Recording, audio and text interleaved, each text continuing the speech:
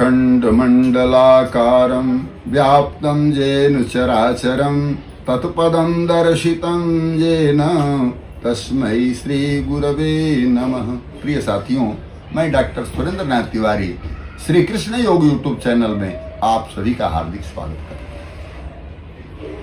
ये नवरात्र जो बिल्कुल समीप में है, हम नवरात्र पर कुछ चर्चा करना चाहते हैं। ये नवरात्र क्या है और हम क्यों इस नवरात्र को एक देवी महोत्सव के रूप में मनाते हैं। देवी माता शक्ति स्वरूपा है, शक्ति की आराधना इसमें की जाती है। इसमें बड़े बड़े योगी लोग अपने चक्रों को जागृत करते हैं। मूलाधार चक्र, मणिपुर चक्र, अनाहत चक्र, विशुद्धि चक्र, आज्ञा चक्र और सहस्रार तक को जागृत कर लेते हैं साधना करके इन 7 दिनों में। दृढ़ प्रतिज्ञ लोग अच्छी तरह से काम करते हैं। लेकिन ये नवरात्र का और क्या वैज्ञानिक महत्व क्या है, तो सबसे पहले हम वैज्ञानिक महत्व की चर्चा करते हैं। ये नवरात्र कुल 4 होते हैं, लेकिन जो प्रत्यक्ष नवरात्र 2 हैं उन्हीं की चर्चा करेंगे। एक शारदीय नवरात्र जो आपके सामने उपस्थित है, ये बड़ा ही महत्वपूर्ण है।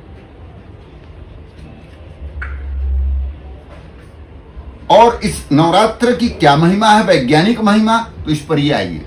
वर्षा ऋतु समाप्त हो रहा है और शरद ऋतु का आगमन हो रहा है।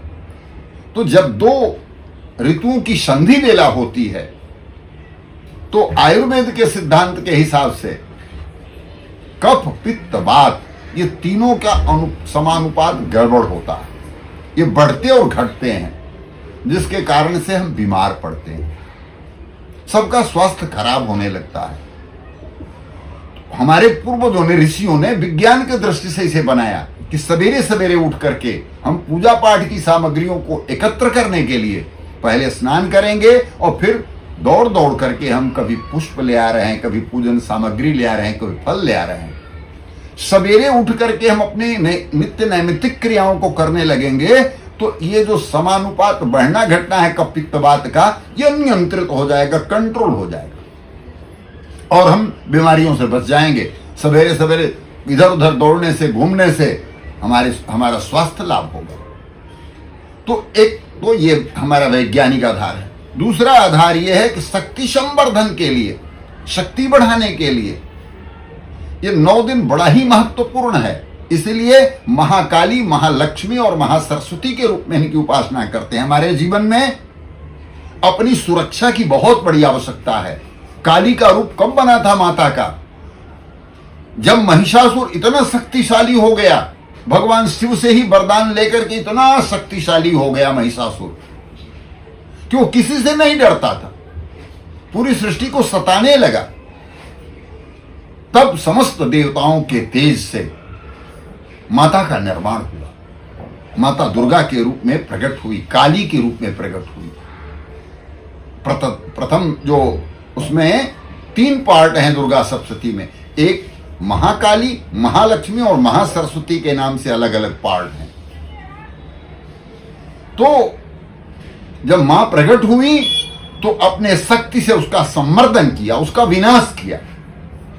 आज भी शत्रु आपके सामने है। कौन है शत्रु आपके? काम, क्रोध, लोभ, मोह, मत्सर, ईर्ष्या, द्वेष, डाह, ये सब शत्रु हैं। जब भगवती का आराधना करेंगे तो निश्चित रूप से ये सभी शांत हो जाएंगे। उसी तरह से हमारे जीवन में लक्ष्मी की आवश्यकता है, धन की आवश्यकता है। और धन आए तो बड़ी अच्छी बात है, किंतु धन का सही सही सदुपयोग हो, उसके लिए सरस्वती की भी आवश्यकता है कि माता सरस्वती आएंगी, सद्बुद्धि देंगी तो आप धन का दुरुपयोग करेंगे। धन हो जाने के बाद आज क्या देखा जा रहा है, लोग उसे गलत स्थानों पर अपव्यय करते हैं, उसका शराब पीते हैं, मांस खाते हैं, बुद्धि भ्रष्ट करते हैं, गलत कार्य करते हैं। इसलिए महाकाली, महालक्ष्मी और महासरस्वती की आवश्यकता है, इनकी उपासना की आवश्यकता है, शक्ति संवर्धन की आवश्यकता है। इसमें ब्राह्मण लोग पाठ करते हैं और पाठ करके माता की आराधना करते हैं। शरतकाल से आप पूजा क्रियते या च वार्षिकी वर्णन आया है। शरतकाल की, शरतकाल का की पूजा, यह नवरात्रि बड़ी श्रेष्ठ है। और यह कहां से प्रारंभ हुई है?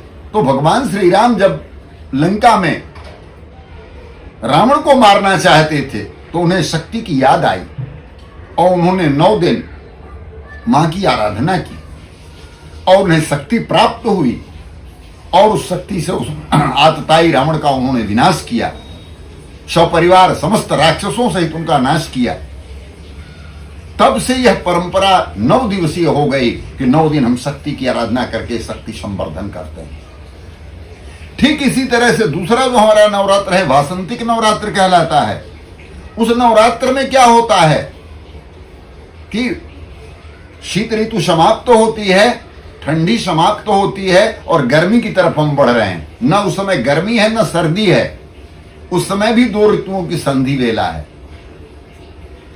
उस समय कपित्त बात की वृद्धि होती है। उससे बचने के लिए हमको यह एक वैज्ञानिक इसका स्वरूप है, सवेरे जग करके माता की पूजन की तैयारी के लिए हम दौड़ेंगे, हमारा शरीर स्वस्थ होगा, शरीर के अंदर विकार नहीं होगा, पर्याप्त मात्रा में ऑक्सीजन हमको मिलेगा और शक्ति हमारी बढ़ेगी। एक तो वैज्ञानिक कारण हो गया और दूसरा कारण ये हम शक्ति संवर्धन करते हैं। तो अब जो ये नवरात्र है, इस नवरात्र में शक्ति बढ़ाने के लिए हम जो भी करते हैं, इसमें माता के आगमन और प्रत्यागमन की बात होती है। माता आती हैं और जाती हैं, ये एक विषय है कि माता आती हैं तो किस दिन आती हैं, तो किन वाहनों से आती हैं। इसका एक शास्त्रीय उल्लेख भी है। शास्त्रीय उल्लेख है कि माता जब आती हैं तो कुछ दिनों पर आधारित हैं। जब रविवार और सोमवार को आती हैं तो वो हाथी पर सवार होती हैं और हाथी पर सवार होकर के आती हैं तो वर्षा का प्रतीक है कि बरसात बड़ी अच्छी होती है। मंगलवार शनिवार को आती हैं तो घोड़ा पर आती हैं और घोड़ा पर आना राजनीतिक उथल पुथल का लक्षण है।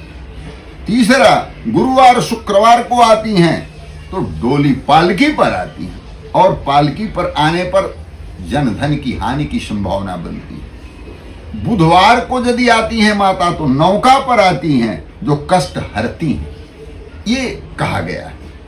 तो अब की बार जो माता का आगमन हो रहा है, गुरुवार को प्रारंभ हो रहा है हमारा नवरात्र, तो माता आ रही हैं पालकी में, डोली में।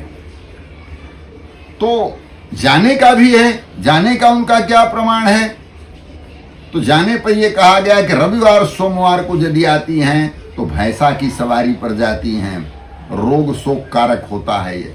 शनिवार को यदि जाती हैं और मंगलवार को तो मुर्गा पर उनका प्रस्थान होता है। बुध और शुक्र को हाथी पर और इसी तरह से गुरुवार को नर वाहन है उनका। इस तरह से आने और जाने का है, तो इसको आप भी अच्छी तरह से समझ लें।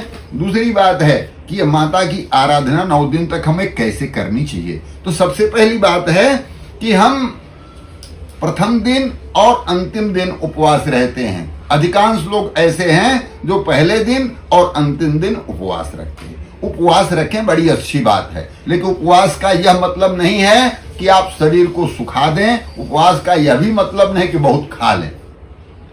सामान्य आहार विहार होना चाहिए, तभी भगवान का भजन हो पाएगा। उपवास का अर्थ होता है भगवान के समीप वास करने का। आप शक्ति के समीप रहें, दुर्गा महाकाली महालक्ष्मी के पास समीप रहें, बैठ करके आराधना करें, इसीलिए उपवास करना है। बहुत लोग हैं, बहुत हठधर्मी हैं, 9 दिन उपवास करते हैं, बड़ी अच्छी बात है, उपवास करते हैं, उनका हठ योग है, करें। लेकिन भगवान ने गीता में कहा है कि शरीर को सुखाने से मैं नहीं मिलता, क्योंकि शरीर में मेरा ही वास है। कह रहे हैं भगवान कि इस हृदय में मैं ही निवास करता हूं और मैं जिसमें निवास करता हूं उसी की कुटिया को कमजोर बनाते हो, ऐसा मत करो। युक्ताहार विहारस्य, कह रहे हैं युक्त आहार विहार। युक्त माने उपयुक्त, कितना आहार आपको लेना चाहिए वही आहार लेना चाहिए। तामसी आहार मत लीजिए, राक्षसी आहार मत लीजिए, राजसी आहार मत लीजिए, सात्विक आहार ग्रहण कीजिए, लेकिन स्वल्प आहार ग्रहण कीजिए, जिससे शरीर की यात्रा भी चलती रहे और बैठ करके भगवान का भजन भी करते रहे। इस तरह से उपवास करते हुए और जिन नियमों से मैं बताया हूं उस तरीके से आप बैठ करके यथाशक्ति दुर्गा सप्तशती का पाठ कीजिए, उनके मंत्रों का जप कीजिए और आपके जीवन में सर्वत्र विकास ही विकास हो, यही हमारी मंगल कामना है। ओम शांति शांति।